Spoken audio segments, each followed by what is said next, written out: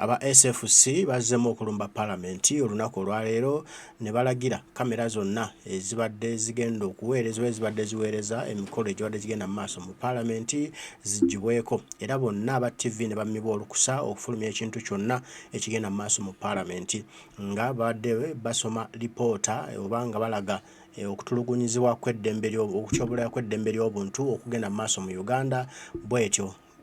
Nekigaanibwa nti tewali TV n'emu erina kubiraga ekitabudde Mathias Mpuuga nsamba n'alangira Sipiika obunnanfuusi n'amulangira obukojobo n'amulangira okuba nga teyeesobola n'amulangira okuba omulema w'obwongo n'amulangira buli kimu n'amugamba okkiriza otya SFC eyingire mu Palamenti nga tewali n'omu yali agironze kuyingira muno ate nga tekkirizibwa kuyingira kuba terina mandate n'emu egiyingiza mu Palamenti n'ogiragira ejjeko kamera zonna nti twabawo na kintu na kimu kibeera broadcasted wabweru abantu babitegeere kiki mukweka lwaki mutebola eddembe ly'obuntu aye ne mutaagala ensi ebimanye.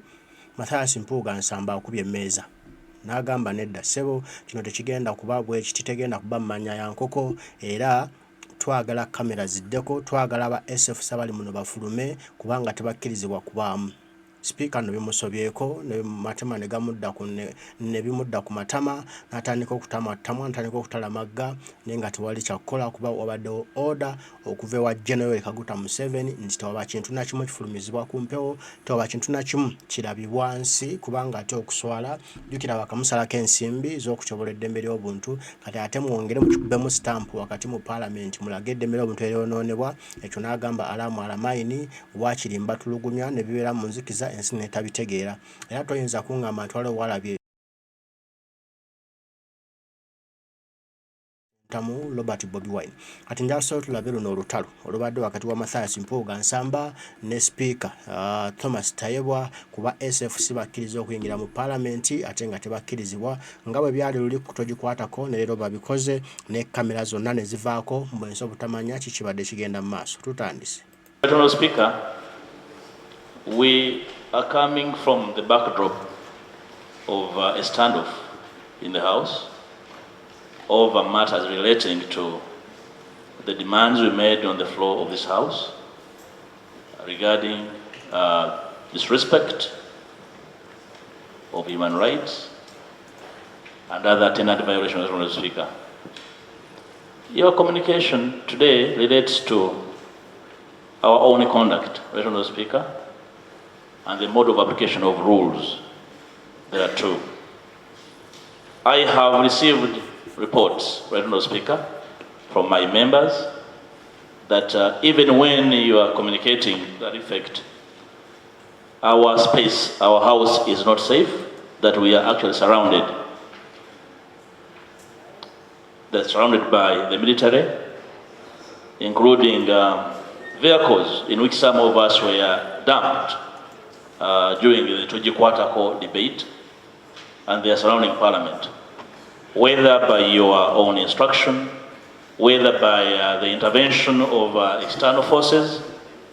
Mr. Speaker, you've been speaking to decorum, speaking to order, and members speaking talking and submitting under the rules. If the House is surrounded, that is a toxic environment, Mr. Speaker. Mr. Speaker, it will be in the interest of this House that you use your authority to ascertain the circumstances under which the House is sitting.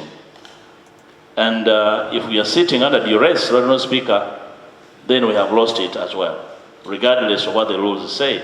Mr. Speaker, we are coming from the backdrop of a standoff in the House over matters relating to the demands we made on the floor of this House regarding disrespect of human rights and other tenant violations, Mr. Speaker.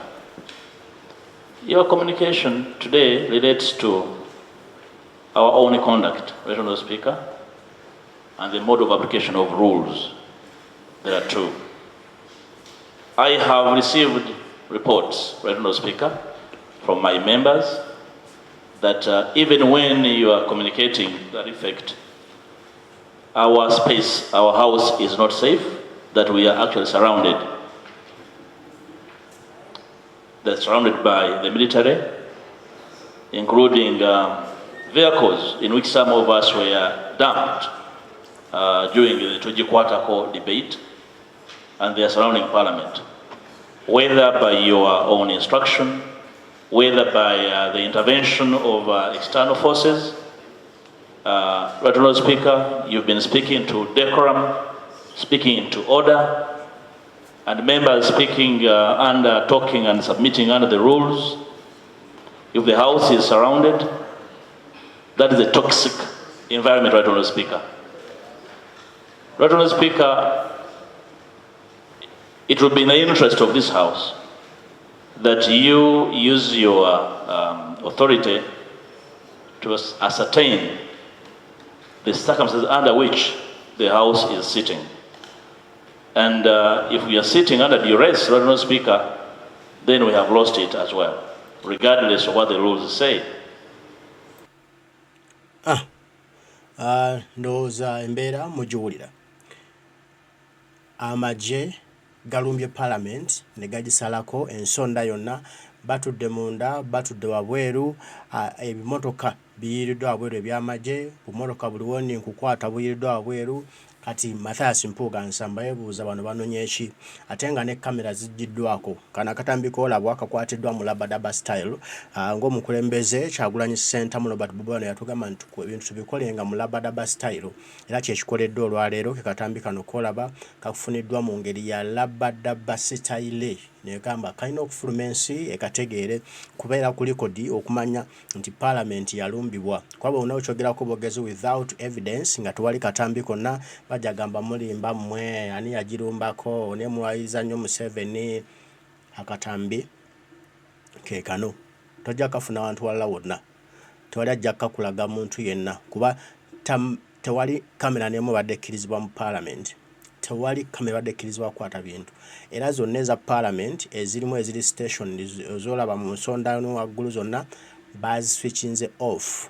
Nebazigamba tewali kintu nakimu kwa broadcasted, tewali kukola nsobi ku recordinga kintu nakimu, nti kubanga muzo kiri recordinga ne kigenda live ensi n'ekigabanya. So kubadde kuwambibwa kwennyini ku Parliament, era Sipiika bimukalidde ku matama, asirisewo busirisi.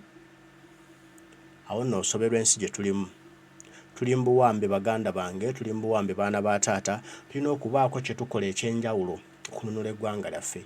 Tulina okubaako kye tukola ekyenjawulo okutaasa Uganda eno, kubanga basajja bagifudde kamere kaabwe, bagifudde kalimiro kaabwe, nti bakola buli kye beetaaga mu Uganda eyaffe. Bo balowooza olw'okubanga bakwata emmundu ne batta abantu baffe, ne batta baganda baffe, ne batta bannyaffe ne bakitaffe, nti olwo baafuuka bannannyini Uganda. Bo bwe beerowooza era bwe basuubira mu mitima gyabwe nti kati Uganda yaabwe. Tulina okukola ekyenjawulo, tulina okwekyanga, tulina okwekyawa, tulina okugamba nti ekimala kimala, tulina okumenka, tulina okwekalakaasa. Awo wali omulamwa. Ebirala byonna mubyerabire mubireke, ng'okugera kwa President kwatugambye leero nti byonna diversion mumuleke, mubanje abantu baffe. Mu kubanja abantu baffe tujja okunyiigira tuyiwe ku nguudo twekalakaase. Tulina okuba ne cause etusitula, tubanje abawambe Museveni abate. Ndowooza mukirabye. Tunajjukira wa 2017 mu Togikwatako, era Parliament wetu bwe yawambibwa ne bayiwa amagye buli wamu. Basooka batya eggulo limu, basooka Rebecca Yatola Kadaga yasooka kugoba babaka mu Parliament. Mwalimu wa President Kyagulanyi teyalimu oba yasooka waliwo babaka be yagoba mu Parliament. Kati enkeera ne baleeta SFC neyingira Parliament, ne bakuba abaka okubamenya, ne bakuba omukulembeze Kyagulanyi, bakuba Betty Nambooze, ne bakuba Zaake Ssemujju-Nganda, Mathias Mpuuga n'abaka balala bangi bakuba ne bamenyebwa, bangi bakyali ku buvune bunene. Kati ne olwanaku olwajjo Sipiika omumyuka Tayebwa Thomas yasoose kugoba, era formula y'emu, vano formula yaabwe tekyuka. bo evo laba kimuno manya kye kigenda okuddako formula yemu yasoose kugoba honorable zake nagoba Betty Namboze nagoba bagala nagoba Nyeko Deriki nagoba nombaka we Kasande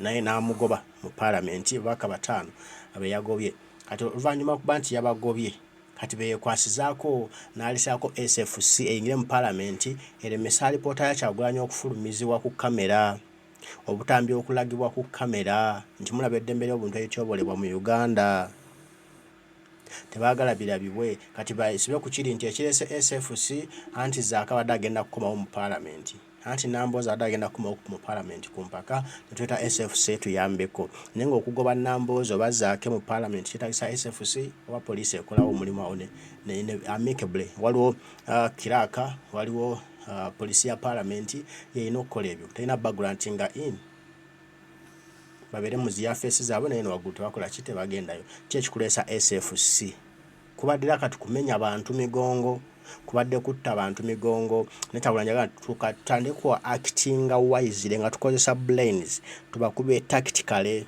kati yano gye tuliko tactical fight ojja n'obalangira mu lujjudde ng'enseeraba nga bajjeko kamera zonna n'ate n'osigala ng'obifunye gwe ku kamera oba otulaba ye national unity platform gwenonya TV zonna munaku 2 obalaba TV nemu ekoze story ya parliament teriwo lwaki baziganye ati nze njikoze mbalaze bice biri mu parliament munda mbalaze bice bigenda maaso mu parliament era nebyo ngenda kubireeta mwena okulaba nga alipoota ya Kyagulanyi esomebwa mulabe kye kigenze maaso kamale okugattagatta wano ebyuma mbijjeyo bulungi mbibawe nenga yo Uganda mwe tuli amagye gazzeemu okulumba tewali wakitegeddekera ebintu biri mu kasirise ati nzijeeyo mbyanjuluze mummwe mubitegeere era mbasaba akatambi kano mukatambuze ensi esobole okutegeera ddala kye kigenda maaso mu parliament ya Uganda